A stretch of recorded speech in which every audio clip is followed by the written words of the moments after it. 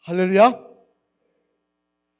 오늘은 빛이 비추는지라 라는 제목으로 하나님의 말씀을 대언하도록 하겠습니다. 여러분, 장애인의 모습으로 세상을 살아간다는 것은 결코 쉬운 일이 아닐 것입니다. 그죠? 만약 입장을 바꿔놓고 저와 여러분의 눈이 안 보이거나 귀가 안 들린다면 생활하시는데 얼마나 불편하시겠습니까? 당장 나가서 푸른 하늘도 볼 수가 없고요. 차가 지나가는 것도 볼 수가 없고 옆에 누가 오는지도 알 수가 없을 것입니다. 하지만 지금부터 100년 전에는 그 불편함은 지금보다 더하였을 것이라 생각을 합니다. 웬관이요, 지금은 그래도 장애인이라고 해가지고 대단히 사회적으로 배려를 베푸는 입장이지만 100년 전에는 그것조차도 없었기 때문이었습니다. 그런 1880년도에 앞도 못 보고 말도 못하는 채로 태어난 한 여자아이가 있었는데요. 여러분 잘 아시죠? 누군가요? 헬렌 켈러. 한번 보실까요? 헬렌 켈러. 눈은 저렇게 뜨고 있어도 보지 못합니다. 이 헬렌 켈러가 그런 상황 속에서 대학을 졸업하고 작가가 되고 사회사업가가 되어서 미국에 큰 영향을 끼친 인물이 되었다 하는 것은 지금 생각해봐도 참 놀라운 일입니다. 그죠? 눈도 안 보이고 말도 못하는 사람이 지금같이 사회적인 약자를 배려하는데도 어려운데 약자를 배려하지 않던 100년 전에 태어나서 이런 위치에 올라가지고 사명을 감당했다. 참 대단한 일입니다. 하지만 우리가 주목해 볼 것은 이 헬렌 켈러가 이런 일을 감당하는 것은 그녀 혼자만의 노력의 결과가 아니더라는 거예요. 여기에는 반드시 헬렌 켈러와 같이 이야기되어야 되는 사람이 있는데요. 그가 누구냐면 앤 슬레반이라는 그의 스승이었습니다. 볼까요? 저기가 안 보이는 헬렌 켈러 옆에 있는 젊은 여성이 앤 슬레반입니다. 근데 재미난 사실은 이 앤 슬레반도 어린 시절에 정상이 아니었다고 합니다. 정신병이 너무 심해가지고요, 말도 안 하고 너무 폭력적이어서 심지어 부모님조차도 앤 슬레반을 어릴 때 포기했을 정도라고 합니다. 쟤는 인간 되기 틀렸다. 쟤는 키운다는 게 불가능하다. 그리고는 시설에 넣어놨는데 놀라운 것은 거기서 한 늙은 간호사를 잘 만나가지고요, 그 늙은 간호사가 이 사랑과 관심을 가지고 꾸준하게 앤 슬레반을 돌보았고 결국 그를 통하여 앤 슬레반은 정신병이 치유받게 되었다고 합니다. 그리고는 그녀는 새롭게 결심을 하는데 어떤 결심을 했느냐, 이제 내가 이렇게 어려운 상황 속에서 정상이 되었으니 나도 어려운 사람을 돕는 일을 하겠다, 그렇게 결단을 하고는요, 그리고는 장애인을 돕는 교사가 되어서 결국 앞을 못 보고 말도 못하는 헬렌 켈러의 교사가 되어 그녀를 그토록 뛰어난 자리에 이룰 수 있도록 도와주는 역할을 감당했다라는 것입니다. 그러니까 헬렌 켈러의 그 놀란 일의 결과는 누가 있었기 때문이었다는 겁니까? 앤 슬레반이라는 스승이 있었다는 거예요. 이처럼 한 사람의 변화는요, 다른 사람에게 엄청난 영향을 받을 수 있습니다. 한 사람의 변화는요, 다른 사람들뿐만 아니라 세상에도 큰 영향을 끼칠 수가 있습니다. 이는 세상뿐만 아니라 교회도 마찬가지인데요, 오늘 본문 말씀도 그런 내용이 기록되어 있습니다. 한 사람의 변화를 통하여 교회의 역사가 달라집니다. 그가 누구냐?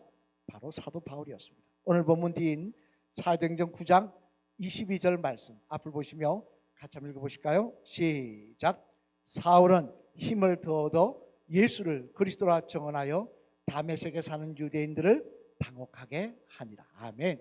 자, 무슨 말씀입니까? 사도 바울이 어떻게 했다는 이야기입니까? 다메섹에서 예수님이 하나님의 아들이라고 증거하기 시작했다는 거예요. 사람들에게 하나님의 아들이라고 증거해가지고 많은 사람들을 주님 앞에 돌아오게 하는 그런 예수님 안 믿던 사람이 예수님 믿게 되는 그런 역사가 일어나게 되었다는 거예요. 그런데 이는 놀라운 변화가 아닐 수 없습니다. 웬관이요? 여러분, 다메섹에 사도 바울의 사울이 왜 갔습니까? 다 말씀을 하시는데 제가 잘 안 들리는데요. 왜 갔습니까? 예수님 믿는 사람 잡아 죽이기 위해서 갔어요. 공문 하나 들고 가가지고 예수 믿는 사람 있으면 무조건 잡아다가 예루살렘에 끌고 가서 감옥에 가두려고 간 것이었습니다. 그리고 혹시 그곳에 교회가 세워지기 시작하면 그걸 무너뜨리기 위해 간 사람이 사울이었어요. 그런데 그런 그가 지금 뭐 하고 있는 것입니까? 자기가 사기꾼이라고 이야기하며 죽이려고 했던 그 예수님, 믿는 사람들 다 잡아 죽이려고 했던 그 예수님, 그 수계라고 하는 그 예수님을 그가 뭐라 그러냐? 하나님의 아들이라 그러며 증거하기 시작하더라는 것입니다. 그리고 또한 그가 무너뜨리려고 했던 그 교회를 그가 세우고 있더라는 거예요. 흔히 우리가 이야기할 때 사람이 180도 바뀌었다 그러는데요, 바울은 아마 180도 바뀌어도 완전한 180도로 바뀌었다라고 이야기할 수 있는 그런 모습을 보였다는 것입니다만, 그러면 여러분, 어떻게 이런 일이 가능하게 된 것일까요? 어떻게 이런 일이 가능해 일어난 것일까요?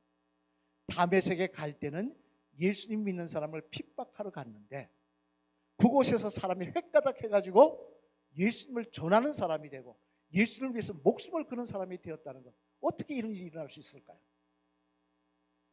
그리고 그것도 한순간 반짝한 것이 아닙니다. 순교할 때까지 끝까지 예수님을 전가하는 사람이 되라는 것입니다. 어떻게 이런 일이 일어날 수 있었던 것일까요? 바라기는 오늘 이 말씀을 통해 저와 여러분 모두 정말 과거와는 진정한 예수님의 사람들로 변화되는 역사가, 그래서 끝까지 예수님 전가하는 믿음의 정인이 되는 역사가 일어나기를 주님의 이름으로 간절히 축원을 드립니다. 그러면 도대체 이 사울에게는 왜 이런 변화가 일어날 수 있었을까? 어떻게 됐기에 이런 변화가 일어날 수 있었을까? 평생 주님을 전가하며 살 수 있었을까? 한번 그 내용을 생각해 보면요, 먼저 첫째, 앞을 보시며 한번 같이 읽겠습니다. 시작. 사울에게는 주님을 만나는 신앙적인 경험이 있었기 때문이었습니다. 뭐가 있었다고요? 주님 만나는 신앙적인 경험이 있었다. 오늘 보면 3절로 5절 말씀 앞을 보시며 같이 한번 읽겠습니다. 시작. 사울이 길을 가다가 다메섹에 가까이 이르더니 홀련히 하늘로부터 빛이 그를 둘러 비치는지라.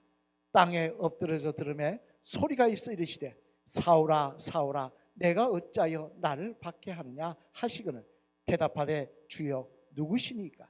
이르시되 나는 내가 박해하는 예수라. 아멘. 자, 무슨 말씀입니까? 예수님 핍박하러 다메섹으로 갔던 이 사울이 그 다메섹 도상이라는 것은 길 위라는 이야기죠. 길을 가다가 갑자기 그리고는 그가 완전히 변화가 되었다는 것입니다. 주님의 음성을 듣는 관계로 그는 그때부터 완전히 사람이 180도 바뀌어버렸다는 것입니다. 여러분, 이처럼 주님의 사람으로 거듭나기 위해서는요, 신앙적인 체험이 반드시 있어야 합니다. 과거에 한번 동영상으로 보여드린 적이 있습니다만 박효진 장로님이라고 아실 거예요. 교도관이셨습니다. 서울구치소 교도관이셨는데요, 이 장로님 정말 믿음의 사람으로 지금은 온 곳에 돌아다니시면서 믿음의 간증을 하고 요즘 유튜브 활동까지 하시더라고요. 그래가지고 사람들을 믿음의 사람으로 만드시는 귀한 사명을 감당하는데, 그런데 그의 간증을 들어보면요, 그는 처음부터 믿음의 사람은 아니었습니다. 예수님 믿는 부인을 만나가지고 부인이 하도 교회 가자 그러니까 마지못해 교회는 가서 앉아는 있는데 본인 이야기로 뭐라고 이야기하느냐, 그 당시 교도소에서 직임이 주임이었는데요, 사람들한테 그런 이야기를 들었다는 겁니다. 교회 나가려면 박 주임처럼 다녀야 돼. 왜 그런 이야기를 들었겠습니까? 술 잘하지요, 담배 잘 피지요, 화투 잘 치지요, 룸살롱 잘 가지요, 남들보다 더 앞장서서 잘하지요. 그러니까 믿지 않는 사람들이 뭐라 그러냐, 교회 다니려면 박주임처럼 다녀야 돼. 그렇게 말을 듣던 사람이 이 장로님이셨다는 겁니다. 근데 이분이 어떻게 헷가닥에서 예수님의 사람으로 변화되느냐? 그것은요, 과거 1992년도에 성북구 장이동에서 있었던 자기 부모님과 자기 형과 형수, 어린 조카까지 다 죽여서 생매장했던 이호성이라는 청년, 36살 먹은 결혼하지 않은 그 청년과의 만남을 통하여 교도소에서 그 청년이 살인죄로 사람을 5명이나 죽였으니까, 친족을, 부모에다가 형님, 형수, 조카까지 죽였으니까 그 사람을 만남을 통하여 그가 예수님을, 하나님을 만나는 경험을 했기 때문이었습니다. 하나님이 살아계시다는 경험을 했고요, 그리고 내 눈에 보이는 것만이 전부가 아니고 영적인 세계가 있음을, 악한 영이 있음을 그가 깨달았게 되었기 때문에 그는 그렇게 변화가 되었던 것입니다. 이처럼 우리가 인생을 살면서요, 신앙적인 경험을 하면 사람이 바뀌어집니다. 신앙적인 경험을 하면요, 옛날에는 사상 사람이었던 사람이 하나님의 사람으로, 믿음의 사람으로, 예수님의 사람으로 변화가 됩니다. 하지만 여기서 우리가 한 가지 주목해 볼 게 있는데, 그게 뭐냐? 그 체험이라는 것이, 그 경험이라는 것이 꼭 주님의 음성을 듣거나 어떤 영적인 환상을 보거나 또는 내가 어떤 큰 병이 났거나 꼭 그런 것만은 아니더라는 거예요. 우린 그런 것만 생각합니다. 어떤 체험 그러면 그런 것만 생각합니다.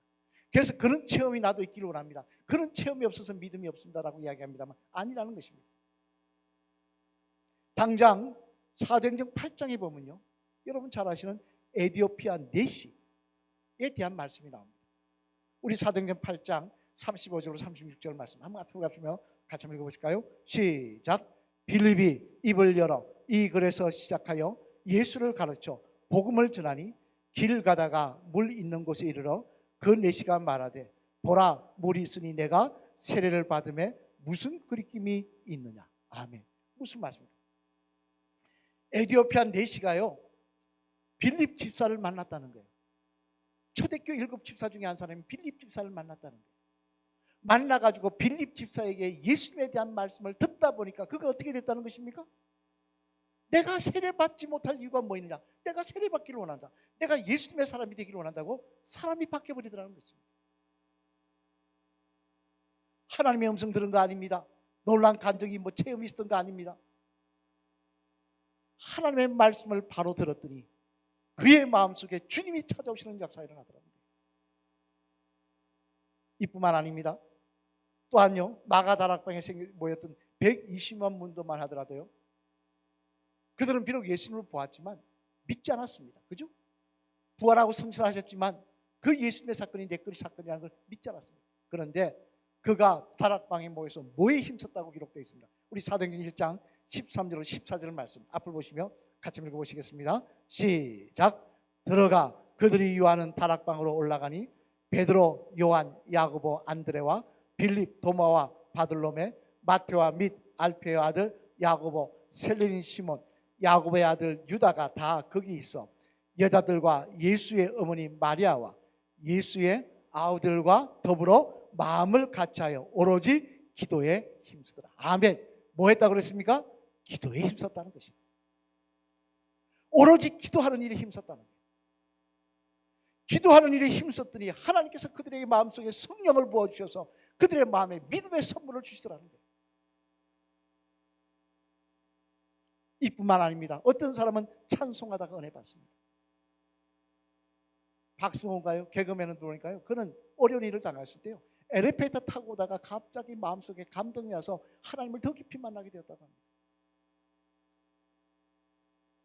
꼭 어떤 무슨 환상을 봐야, 기적을 당해야, 그래야 하나님 주님의 사람으로 변하는 게 아닙니다. 이처럼 말씀을 통하여, 기도를 통하여, 찬송을 통하여 우리는 얼마든지 변화될 수가 있습니다. 하나님이 우리에게 기회를 주시면 변화될 수가 있습니다. 하지만 한 가지 그게 꼭 중요한 게 있는데, 그건 뭐냐? 그것이 일시적인 감동이냐 아니면 정말 바른 변화냐, 그걸 알 수 있는 게 있는데요, 그게 뭐냐면 그런 역사가 일어났을 때 그 다음에 반드시 따라오는 게 있더라는 거예요. 그게 뭡니까? 진정한 회개더라는 것입니다. 말씀을 듣고 내가 주님의 사람이 되기로 결단할 수도 있습니다. 꼭 기적이 행하지 않아도 이길 수 있습니다. 기도하다가 내가 예수님의 사람으로 변화될 수도 있습니다. 그런데 그것이 진짜 변화라는 걸 알 수 있는 것은 뭐냐? 그 끝에 진정한 회개가 따라오더라는 거예요. 그래서요, 사도행전 2장 말씀에 보면요, 베드로의 설교를 듣고 사람들이 뭐라고 이야기하냐, 이제 그 설교를 듣고 나서 우리가 예수님이 정말 하나님의 아들인 줄 알았다. 그럼 우리가 어떻게 해야 되느냐라고 했을 때 베드로가 뭐라고 대답했느냐, 우리 한번 갈까요? 사도행전 2장 38절 말씀 앞을 보시며 같이 읽으시겠습니다. 시작. 베드로가 이르되 너희가 회개하여 각각 예수 그리스도 이름으로 세례를 받고 제사함을 받으라. 그리하면 성령을 선물로 받으리니. 아멘. 무슨 이야기입니까? 이제 마음이 찔렸으면 그 다음에 뭐가 따라오냐? 진정한 회개가 있어야 된다는 거예요. 그래야 할 때 그곳에 하나님의 성령의 역사가 임하여서 진짜 온전한 믿음의 사람으로 우리를 변화시키는 주님 역사가 일어나게 된다는 것입니다. 이런 또한 사도 바울도 마찬가지입니다. 그가 주님을 만난 후 그의 내면에 일어난 변화에 대해서 고백하는데요, 우리 디모데전서 1장 15절 말씀 한번 같이 읽어보시겠습니다. 시작. 미보다 모든 사람이 받을 만한 이 말이요, 그리스도 예수께서 죄인을 구원하시려고 세상에 임하셨다 하였도다. 죄인 중에 내가 됐습니다. 아멘. 사도 바울이 어떤 사람이었습니까? 사울이 어떤 사람이었습니까? 나만 의인이었어요. 나만 바른 사람이었습니다. 그래서 다른 사람을 정죄하며 잡아 죽이던 사람이었어요. 근데 그가 예수님을 만나고 나서 그의 고백이 뭐라고 얘기했습니까? 내가 죄인 중에 괴수라고 고백하고 있습니다. 그에게 회개가 일어났다는 것입니다. 그의 인생이 완전히 뒤집어지는 역사가 일어났다는 거예요. 어떤 분은 여러분 놀란 이적을 경험하신 분도 계실 겁니다. 그러나 그건 다는 아니죠. 말씀을 통해 주님 만난 분도 계실 것입니다. 그러나 그런 여러 가지 어떤 내용으로서 신앙적인 경험을 하셨던 간에 그 경험이 일시적인 경험이 아니라 정말 주님의 사람으로 변화되는 경험이 되려면요, 반드시 진정한 회개가 따라야 하는 것입니다. 한순간의 회개가 아닙니다. 지난날의 나를 돌아보며 교만하고 완악했던 나 자신에 대해서 깨워주며 눈물로 회개하는 역사가 일어나야 되는 것입니다. 그런 역사가 일어날 때 우린 진짜 주님의 사람으로 변화되는 내 자신을 내 스스로가 경험하게 될 줄로 믿습니다. 스스로에게 물어보십시오. 나는 주님의 말씀을 늘 듣습니다. 어떤 경험을 통해서 하든 신앙적인 체험이 말씀을 통해서든 찬양을 통해서 주님을 만나기를 소망합니다. 그런데 여러분에게는 진정한 회개가 따라오셨나요? 여러분의 영혼이 뒤집어지는 역사가 일어나셨나요? 그렇다면 여러분 오늘도 주님 위해서 여러분의 인생을 달려가는 귀한 사도 바울 같은 믿음의 사람들로 변화되는 역사가 우리의 삶 속에 일어나게 될 줄로 믿습니다.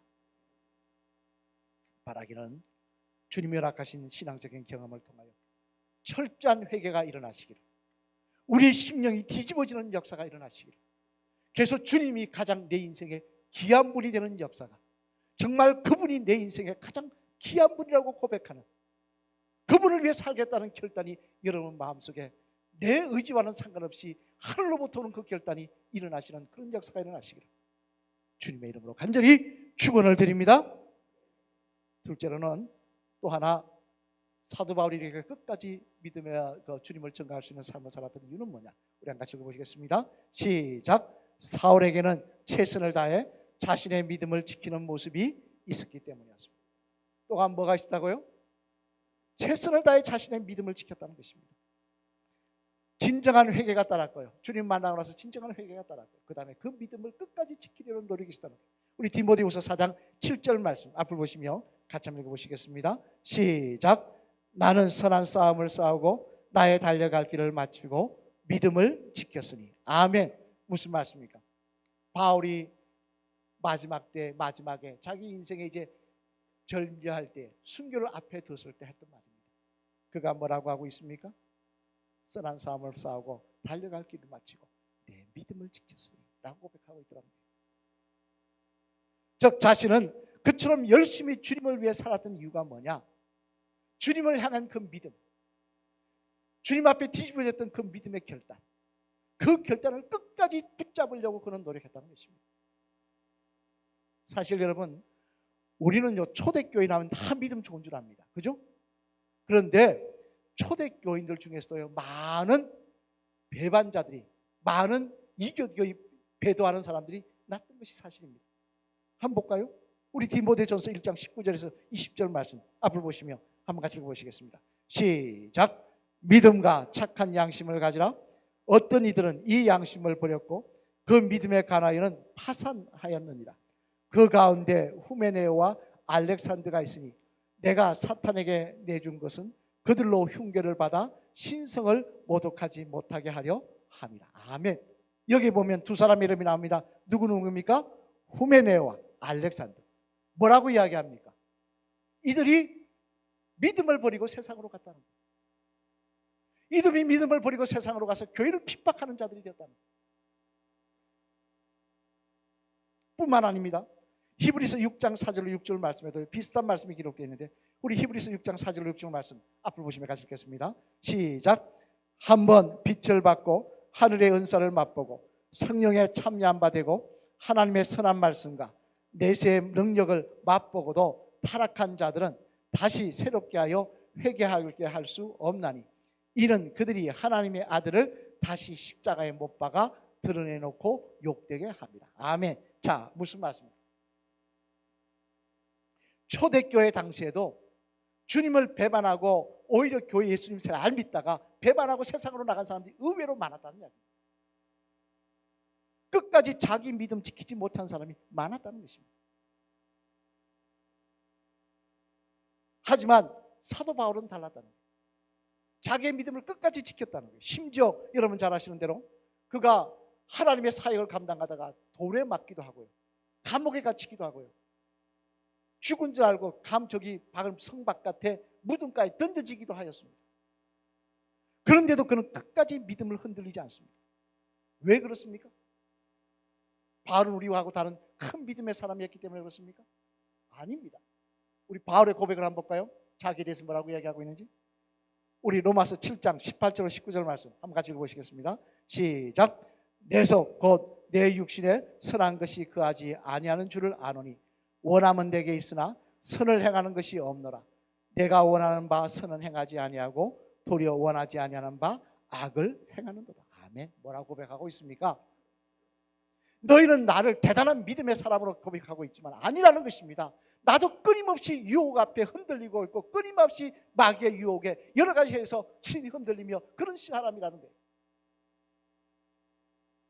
그러나 그럼에도 불구하고 그는 끝까지 자기의 믿음을 지킬 수 있던 비결이 뭐냐?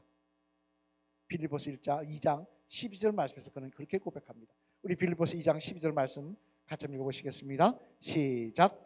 그러므로 나의 사랑하는 자들아 너희가 나 있을 때뿐 아니라 더욱 지금 나 없을 때도 항상 복종하여 두렵고 떨림으로 너의 구원을 이루라. 아멘. 무슨 말씀입니까? 두렵고 떨림으로 너의 구원을 지키라는 이야기입니다. 내게 주신 그 믿음 잃어버리지 않게 항상 기도하며 성령 충만을 간구하라는 것입니다. 끊임없이 기도하며 주님 앞에 매어 달리며 믿음의 삶을 결단하는 거예요. 예수님께서 이 땅에 오셔서요 사역을 감당하시면서도 매일 아침 하나님 앞에 나가서 기도하시지 않습니까? 습관을 쫓아 기도하시지 않습니까? 여러분 잘 아시는 마틴 루터 목사님도 마찬가지입니다. 한번 볼까요? 이 목사님도 뭐라고 이야기합니까? 그분이 이야기합니다. 하루라도 내가 기도하지 않으면 그날은 내가 마귀에게 진다라고 했습니다. 하루라도 내가 기도하지 않으면 내가 마귀의 유혹에 넘어가 내 믿음이 흔들리는 날이라고 했습니다. 마틴 루터 목사님도 그런데 우리는 오직 하겠습니까? 주님을 향한 그 믿음, 내 삶이 정말 주님의 사람으로 이제 변화되었다면 그 믿음이 끝까지 가는 게 아닙니다. 중간에 파산할 수도 있습니다. 유혹받을 수도 있습니다. 넘어질 수도 있습니다. 그러나 우리가 끝까지 기도하며 성령의 능력을 간구할 때 하나님께서 우리에게 성령 충만히 허락하여 주시면 오늘도 우리는 믿음의 삶을 끝까지 살아가는 귀한 예수님의 사람들이 다 될 줄로 믿습니다. 사랑하는 성도 여러분, 후대의 신학자들은요 사도 바울에 대해서 이렇게 말을 했습니다. 한번 들어보시길 바랍니다. 예수님은 사울을 변화시켜 바울로 만드셨고 바울은 세상을 변화시켰다 그랬습니다. 한 사람의 변화가 세상을 변화시킨 것입니다. 그런데 그 변화가 어떻게 일어났습니까? 주님과 다메섹 도상에서 만남으로 일어났는데 그것은 단순한 만남이 아니었습니다. 그 만남을 통하여 사울에게는 엄청난 회개의 시간이 있었습니다. 그리고 또 하나, 그 주신 믿음, 그 믿음 끝까지 지키려고 하는 철저한 몸부림이 그에게는 있었습니다. 그래서 그는 끝까지 믿음의 사람으로 삶을 살아갈 수가 있었던 것입니다. 우리도 마찬가지입니다. 마귀는요, 오늘도 우는 사자와 같이 산길자를 찾는다 그랬습니다. 여러분의 믿음 오늘 좋다고 내일 좋느냐 천만의 말씀입니다. 오늘 저녁까지 할렐루야 했다가 내일 롤렐루야 하고 자빠질 수 있습니다. 오늘 내가 주님 찬양하다가 내일 교회 나가는 게 싫어질 수 있습니다. 그게 우리 마음입니다. 그게 우리 변덕입니다. 하지만 진짜 우리가 회개함으로 주님 진정으로 만나고 그 믿음 지키려고 오늘도 몸부림치며 기도하며 성령 충만을 구하며 하나님께서 우리의 마음과 우리의 믿음을 굳세게 잡아주셔서 끝까지 정인의 삶을 살아가는 저와 여러분들이 될 줄로 믿습니다. 마지막으로 따라하시겠습니다. 집사님, 사도 바울처럼 신앙적인 경험을 통한 진정한 회개와 자신의 믿음을 지키려는 노력이 있으시길 바랍니다. 그럴 것 같습니까? 그래야 할 때 하나님은 집사님을 통해 큰 영광 받으실 줄로 믿습니다. 할렐루야! 믿음은요, 우연히 오는 게 아닙니다. 사모하며 회개의 역사가 일어나야 될 줄로 믿습니다. 그리고 그 믿음의 역사, 사모하며 끝까지 놓지 않으려고 몸부림치는 기도의 시간이 있어야 될 줄로 믿습니다. 그래야 할 때 하나님께서 우리를 통하여 영광 받으시며 끝까지 주님의 정인으로 이 땅에서 살아가는 저와 여러분이 될 것입니다. 우리 디모데후서 4장 8절 말씀 한번 같이 읽어보실까요? 시작! 이제후로는 나를 위하여 의의 면류관이 예비되었으므로 주 곧 어르신 재판장이 그날에 내게 주실 것이며 내게만 아니라 주의 나타나심을 사모하는 모든 자에게 도니라. 아멘. 무슨 말씀입니까? 사도 바울의 소망입니다. 하나님께서 나에게 생명의 의의 면류관을 주십니다. 내뿐만 아니라 주님을 사모하며 끝까지 예수님의 사람으로 살아갔던 그 정인의 삶을 살았던 사람들에게는 하나님께서 다 주실 것이라는 말씀입니다. 이 귀한 말씀이 저와 여러분의 소망이 되시기를, 저와 여러분의 목표가 되시기를, 오늘도 우리에게 주신 이 귀한 믿음, 바른 회개와 기도를 통하여 끝까지 지키시는 믿음의 성도들로 살아가는 그 시작이 되시기를 주님의 이름으로 간절히 축원을 드립니다.